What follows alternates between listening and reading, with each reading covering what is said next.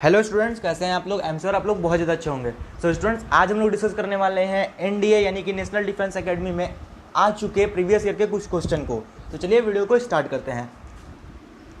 और video start करने से पहले मैं आप लोग को एक बात बता दूं कि जो लोगों ने पार्ट 1 पार्ट 2 वीडियो नहीं देखा है वो लोग जाके देख लीजिएगा, जो कि मैं लिंक डिस्क्रिप्शन में आप लोग को डाल दूंगा। तो चलिए वीडियो को स्टार्ट करते हैं। फर्स्ट क्वेश्चन हम लोग का है 89 नंबर। 84 तक हम लोगों ने उस वीडियो में उस क्वेश्चन में सॉल्व किया था। पार्ट सेकेंड वाले में ये पार्ट थर्ड है। तो फर्स्ट है 89 क्वेश्चन वाला, क्या है कि जीवाणुओं का आनुवंशिक पदार्थ किसमें पाया जाता है। तो राइट आंसर आप लोग का हो जाएगा कोशिका द्रव्य, यानी कि ऑप्शन नंबर बी आप लोग का करेक्ट है। यहाँ पे जीवाणुओं के आनुवंशिक पदार्थ किसमें पाया जाता है, तो कोशिका द्रव में। देखिए, जीवाणुओं का आनुवंशिक पदार्थ डीएनए होता है, जो इसके कोशिका द्रव में बिखरा हुआ रहता है। इसके डीएनए में हिस्टोन प्रोटीन का अभाव होता है। यह आनुवंशिक पदार्थ एक राइबोजियम प्लाज्मा झिल्ली में आवरित रहता है। जीवाणु कोशिका प्रोकैरियोटिक यानी कि पूर्व केंद्रीय होती है, जिसमें अर्ध केंद्रक तो पाया जाता है परंतु केंद्रक कला का अभाव होता है। सुकेंद्रीय कोशिकाओं में आनुवंशिक पदार्थ केंद्रक के अंदर पाया जाता है और केंद्रक कला से घिरा रहता है। आप लोगों को मैंने एक्सप्लेनेशन भी बता दिया कि एक्सप्लेनेशन क्या है। तो सीधा सा बात है कि डीएनए जो होता है इसका जीवाणु का, उस किससे बना होता है, किसका अभाव रहता है उसमें, तो हिस्टोन प्रोटीन का अभाव रहता है। ये कहाँ बिखरा हुआ रहता है, तो कोशिका द्रव्य में बिखरा हुआ रहता है। जीवाणु कैसा है, तो प्रोकैरियोटिक बैक्टीरिया होता है एक ठो। तो अगला क्वेश्चन देखिए हम लोग का क्या है 90 नंबर। ये क्वेश्चन बहुत बार एग्जाम में रिपीट हो चुका है। एनडीए के एग्जाम में मैंने 2017 2018 दोनों के पेपर में इसको देखा था। 2017 के फर्स्ट पेपर और 2018 के सेकंड पेपर में देखा था। एक घोड़ा और एक गधा जनन द्वारा खच्चर पैदा कर सकते हैं, तो जो एक अनुर्वर पशु है, इस घोड़े और गधे की निम्नलिखित में से कौन सी भिन्नता के कारण यह अनुवर्तता होती है। तो जाति के कारण होती है बुआ, कि देखिए घोड़ा और एक गधा जनन करके एक अनुर्वर यानी कि खच्चर को पैदा करता है, जो कि घोड़ा और गधा दोनों से ज़्यादा दिन तक जीता है, दोनों से ज़्यादा दिन तक काम करता है, दोनों से ज़्यादा दिन तक ताकतवर होता है। एक घोड़ा एक्यूस फेरस होता है, एक गधा एक्यूस फिनस होता है। तो जनन खच्चर पैदा कर सकते हैं जो एक अनुवर पशु होता है। घोड़े और गधे की जातीय भिन्नता के कारण यह अनुवर्तता होती है। खच्चर मध्यम वजन वाला पशु होता है जो गधे और घोड़े से अधिक मेहनती एवं लंबे समय तक जीवित रहता है। देखिए, जैसा कि मैंने आप लोग को बताया वही बात यहाँ पे एक्सप्लेनेशन में दिया हुआ है। अगला क्वेश्चन देखते हैं हम लोग क्या है। हम लोग का अगला क्वेश्चन 92 नंबर। देखिए क्या है, फ्लोराइड दंतमंजन की कभी कभी इसीलिए अनुशंसा की जाती है क्योंकि फ्लोराइड दांत प्लाक के बनने को रोकता है। ये राइट आंसर आप लोग का हो जाएगा ऑप्शन नंबर ए। 92 का right answer option number A, यानी कि प्लाक के बनने को रोकता है। बाकी ऑप्शन को नहीं पढ़ना क्योंकि वीडियो बहुत ज़्यादा लंबा हो जाएगा। और देखिए, मैं आप लोग को एक्सप्लेनेशन भी देते चला हूँ। एक्सप्लेनेशन में क्या है, फ्लोराइड दंतमंजन की कभी कभी इसलिए अनुशंसा की जाती है क्योंकि फ्लोराइड प्लाक के बनने को रोकता है तथा नई अस्थि के बनने में सहायता करता है। इसका प्रयोग हड्डी के टूटने तथा कमजोर होने पर विभिन्न औषधियों के रूप में किया जाता है। इसीलिए पेयजल में भी इसके निश्चित मात्रा मिलाकर जाता है। तो देखिए, फ्लोराइड जो होता है एक तौर से बहुत अच्छा चीज़ है, वो ज़्यादा इस्तेमाल नहीं किया जाता है। हड्डी टूटेगा या फिर कमज़ोर होगा तो उस पर यूज किया जाएगा। प्लाक को बनने को रोकेगा, यानी कि दांतों में प्लाक को बनने को रोकेगा। और पेयजल में यानी कि पीने के पानी में उसको एक निश्चित मात्रा में मिलाया जाता है ताकि हम लोग के शरीर में जो भी मिनरल्स विटामिन की कमी है वो उसको से पूरा हो जाए। तो आई होप आप लोग को ये क्वेश्चन समझ में आया होगा।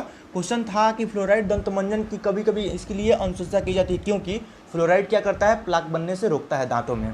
अगला क्वेश्चन 93 नंबर देखिए क्या है, किसी तरल के धारा रेखीय प्रभाव के अनुदिश क्या होता है।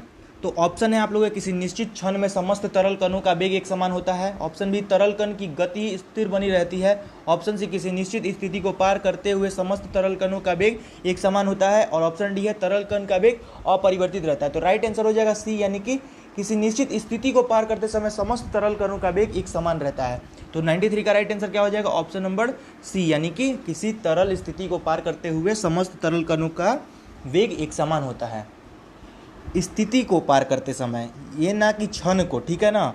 आप लोग ध्यान से रखिएगा क्योंकि उसका एक्सप्लेनेशन थोड़ा सा मतलब लेंदी टाइप का था, इसीलिए मैंने नहीं दिया।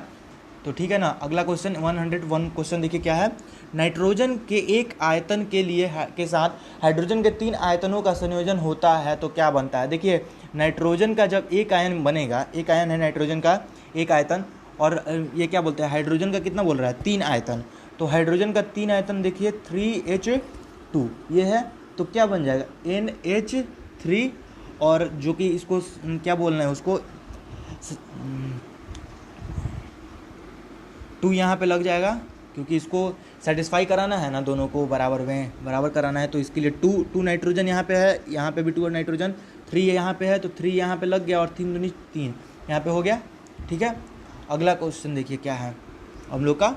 इसका राइट आंसर मैं बता दे रहा हूँ, अमोनिया के 2 आयतन बी। ठीक है, अगला क्वेश्चन देखिए क्या है, 104 नंबर, बड़ा इजी क्वेश्चन है। मलेरिया परजीवी क्या है? तो ऑप्शन बी है प्रोटोजोआ होता है मलेरिया परजीवी। अब प्रोटोजोआ क्या होता है? तो प्रोटोजोआ जो होता है एक कोशिकीय जीव होता है। मलेरिया रोग प्लाज्मोडियम द्वारा मानव शरीर में अविष उत्पन्न करते हैं, यानी कि अविष मतलब टॉक्सिक उत्पन्न करता है। प्लाज्मोडियम 2 पोषक होते हैं, मादा एनोफिलीज मच्छर जो कि प्रथम पोषक जिसमें यह परजीवी लैंगिक जनन करते हैं, और तथा मानव जो होते हैं वो द्वितीय पोषक जिनमें यह अलैंगिक जनन पैदा करते हैं। लैंगिक जनन होता है कि वो एक ही आदमी मिलकर कर सकता है, और अलैंगिक जनन होता है जिसमें मादा और नर दोनों की आवश्यकता होती है। ठीक है, आई होप आप लोग को ये दोनों जनन के बारे में पता चल गया होगा। तो मलेरिया के बारे में मैंने बता दिया, मलेरिया परजीवी क्या होता है, तो प्रोटोजोआ होता है जो कि एक कोशिकीय जीव होता है। अगला क्वेश्चन देखिए 106 नंबर क्या है, विषाणुओं को मारना कठिन होता है क्योंकि, अब देखिए ऑप्शन पढ़ते हैं, उनमें कठोर प्रोटीन आवरण होता है। ऑप्शन बी वे माप में बहुत छोटे होते हैं। ऑप्शन सी उसमें कोशिकीय संरचनाओं का अभाव होता है। यही आप लोग का राइट आंसर हो जाएगा, यानी कि उसमें कोशिकीय संरचनाओं का अभाव होता है। अब क्यों अभाव होता है इसके लिए एक्सप्लेनेशन है। विषाणुओं को मारना कठिन होता है क्योंकि इसमें कोशिकीय संरचना का अभाव होता है, क्योंकि वे स्वयं प्रोटीन संश्लेषण के साधन नहीं होते, वरन ये पोषक के साधन का प्रयोग करके स्वयं को प्रोटीन संश्लेषण करते हैं। विषाणु अपनी प्रोटीन बहुत तेजी से परिवर्तित कर लेते हैं, इसीलिए विशेषज्ञ इसके खिलाफ टीके नहीं कर पाते हैं। ठीक है, तो इसका समझ लीजिए आप लोग कि विषाणु जो होता है वो विशेषज्ञ भी खिलाफ इसके टीके नहीं कर पाते हैं। जैसे कि अभी कोरोना वायरस चल रहा है तो उसके ये भी समझ लीजिए कि वो भी एक विषाणु ही है। अगला क्वेश्चन तो अब नहीं है, सॉरी। तो आई होप आप लोग को ये सारे क्वेश्चन समझ में आए होंगे। तो मिलते हैं आप लोगों से अगले वीडियो में, तब तक के लिए till then good bye, have a great day students. और हाँ, एक बात, आप लोग जितने भी लोग हैं वो क्या कीजिए कि अभी से ही बहुत अच्छे से ध्यान से मैथ पे थोड़ा ज़्यादा फोकस कीजिए, जिसका वीडियो मैं डाल रहा हूँ, क्योंकि जब तक आप लोग मैथ में क्वालिफाई नहीं कीजिएगा तो एनडीए का जो अगला पेपर होता है, गेट का पेपर, वो चेक ही नहीं होता है। तो सबसे पहले आप लोगों को मैथ का पेपर सॉल्व करना है। ठीक है, तो मिलते हैं आप लोगों से अगले वीडियो में, तब तक के लिए till then good bye, have a great day students. जय हिंद, जय भारत।